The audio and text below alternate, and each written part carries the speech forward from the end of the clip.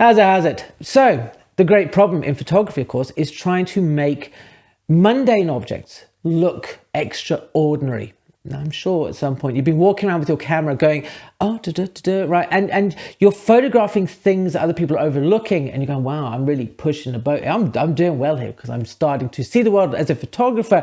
And yet, when you get home, those images are just kind of like, they're not really.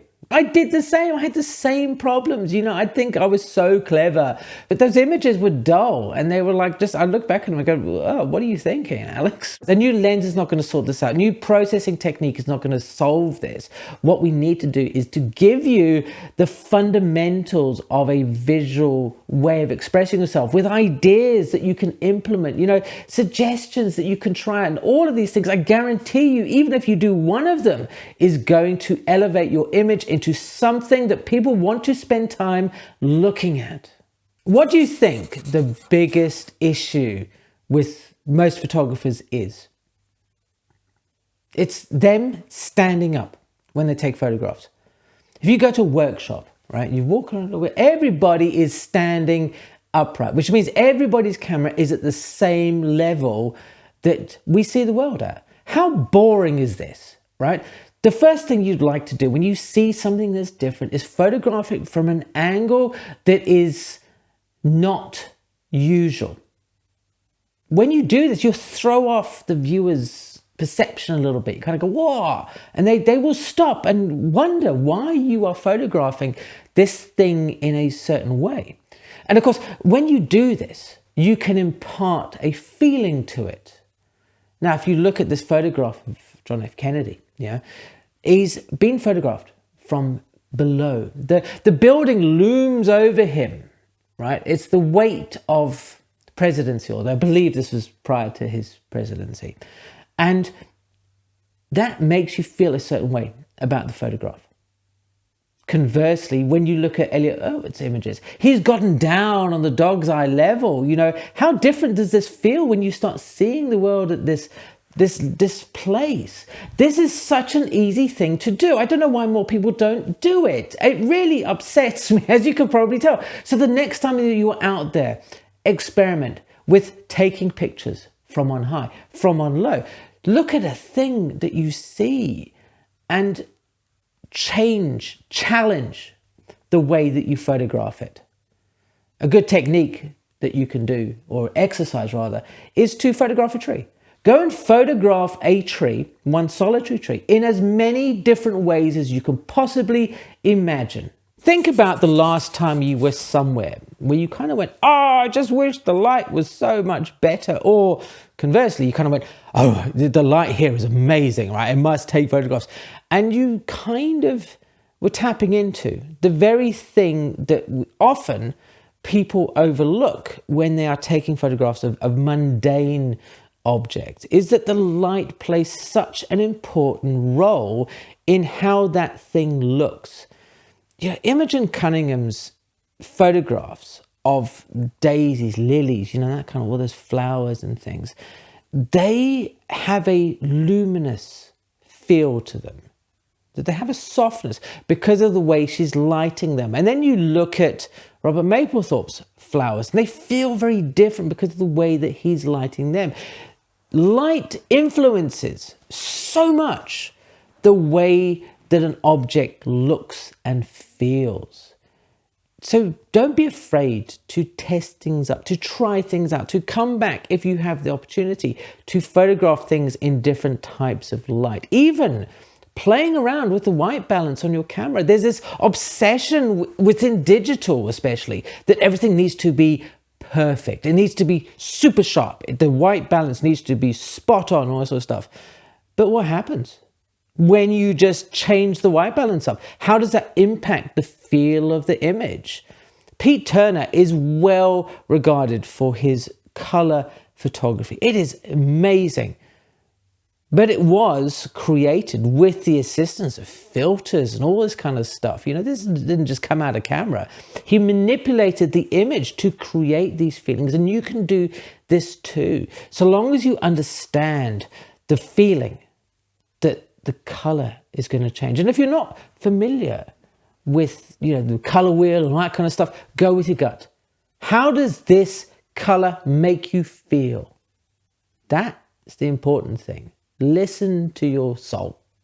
Hands up if you have heard people talk about the rule of thirds. Right? Everybody here, I think we're all good, right? Okay, so I'm kind of loath to talk about composition in this video about making pictures interesting, because although it is a useful and actually vital tool in, making something feel a bit more different, a little bit more than just ordinary, we need to be careful here, because it's not enough just to make a pleasing composition. Okay, think of composition as the framework on which you can hang all these ideas that we've been talking about, because they are foundational skills that I feel, and this could be slightly controversial, that they're not enough in of themselves, the composition ideas, to make the picture interesting. You can't just take a thing of this little Amazon stick, for the fire stick, put it on a rule of thirds and say, hey, that's an interesting picture, because it doesn't work like that, right? We need to do something a little bit more. So I would suggest, if you want to improve things, make things look different, do think about composition, pay attention to it, but don't let it be your first port of call, right? It needs to be there in the background, constantly just kind of ticking away. It's the bigger ideas, the perspectives, the use of your aperture, the props and those things on, the motion blur or not motion blur, what you're choosing. Those are going to have far more impact on the viewer, far more of this kind of oomph that gets people to kind of go, oh, this picture is amazing. I love it. I don't think I've ever sat there and gone, with other people, looking at photographs and go, wow, the composition on this photograph is outstanding. That is what I'm looking at. No, it's not. Okay, I'm being drawn towards things. The toying with my idea through perspectives, the way that my view is drawn through aperture and framing and differential focus. All of these things are building up. They're the ones that reach across me, or reach across to me rather, from across the room and go, listen, come and look at this photograph. That's what we're aiming to do here. We're aiming to take these mundane, everyday objects and present them to the world in a way that is fascinating, that the world goes, Jesus, I want to see more of your work, because you have a rare talent. That's what we want, right? That's that foundation that's coming through here, right? Lenses and stuff are not going to sort you out here. It's cool. Get new lenses. Whatever.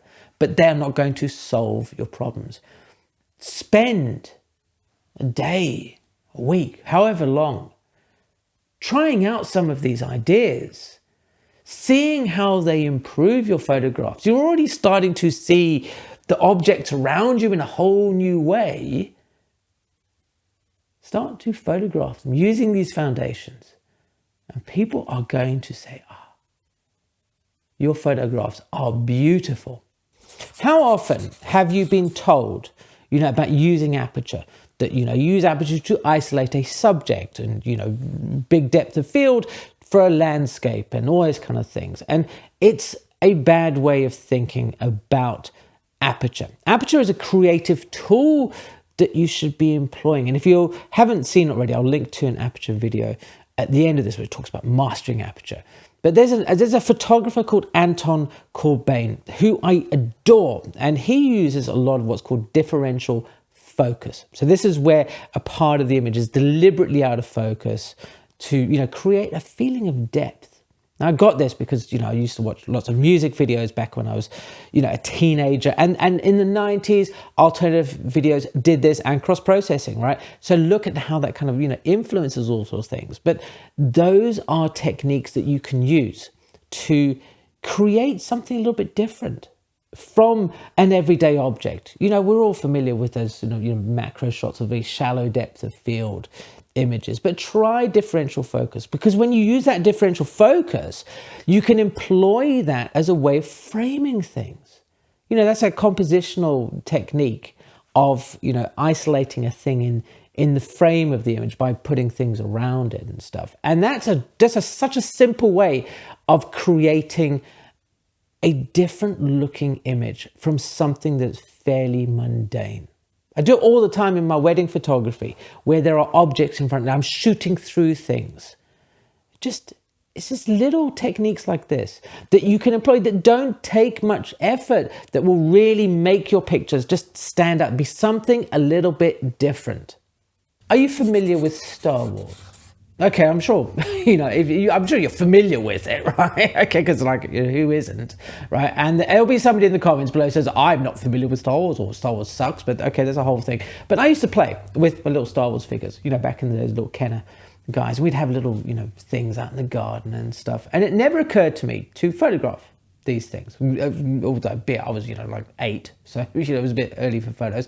But the thing is, right, there's a guy who has taken these little Star Wars figures and made scenes out of them and then photographed them, right? He's taken something that's ordinary and a lot of people would discard, kids' toys, and photographed them in a way that is different. He's employing those ideas of aperture and, and perspective. See how you can put all these things together, right? This is the beauty of these foundations, is that you can pick and choose the ones you want. So, he photographs these things in a way that is different. Okay, he's taken it and he's made little props. And in fact, he's used the world as a prop. And you can look around your house and think about things that you could use to enhance or give context to, right? If you are a portrait photographer or if you are a self-portrait photographer, then no doubt you have probably heard of Cindy Sherman at some point, right? So Cindy Sherman, she is a mannequin. I think maybe, I don't know if that's fair to say, but she dresses herself in so many different ways. She is a chameleon and puts herself as a prop with uniforms, costumes, outfits on, to make these fantastic photographs that are like film scenes. In fact, that's kind of the name of one of her books, was Untitled Film Scenes. He says that with all the confidence of somebody who might actually have got that wrong. So I'm going to go with it, that it's Untitled Film Scenes, and we're just going to leave it in there, a little roll. We'll find out. And again, if I'm wrong, let me know in the comments, give me whatever, right?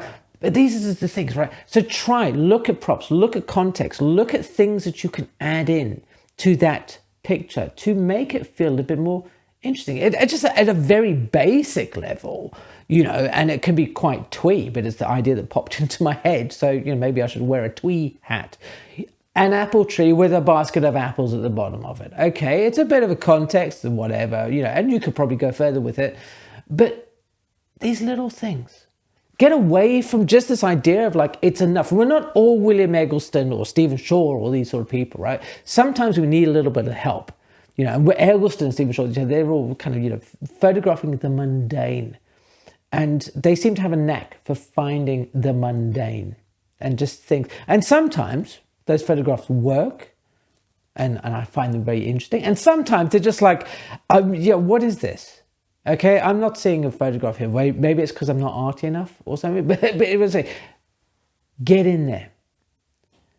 Use props, put things together, take things away, try it out, experiment. This is all about experimentation. Just give it a whirl. How much does a candle move? Now, we are familiar with motion within photography. There's endless streams of water that landscape photographers seem to have an unlimited supply of. All these clouds that go scudding across the sky, all these things. These are, the race car. All of these things are obvious kind of ways of employing motion in your photography.